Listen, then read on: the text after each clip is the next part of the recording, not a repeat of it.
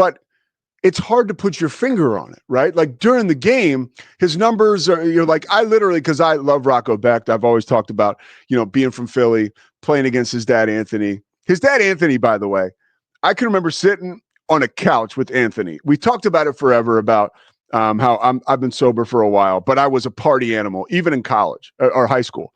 And a bunch of my buddies and I, we got busted smoking weed down the shore. And I had a scholarship to Richmond, and people had heard, I hadn't left for school yet. And Anthony had a scholarship too. He's going to West Virginia.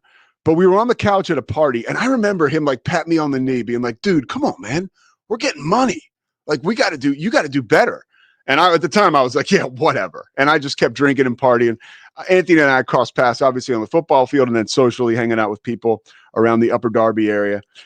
So I pull for his son big time. Anthony is just the greatest guy. And his son, obviously, has not fallen far from that family tree at all. And he has that moxie, that innate ability to make winning plays, right? Now, I don't know how it will transition for him to the next level.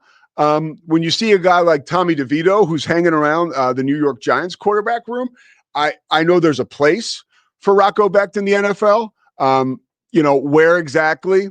Not quite sure. But I knew, okay, now I watched that game, right? I'm a Big 12 guy, obviously, so I don't try not to be partisan, whatever. But I'm pulling for Rocco down the stretch. I just mentioned why.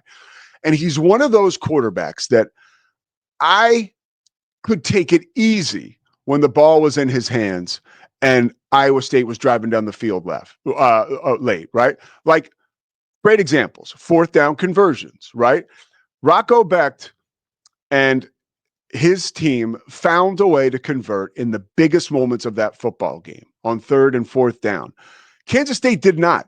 And by the way, I thought that Matt Wells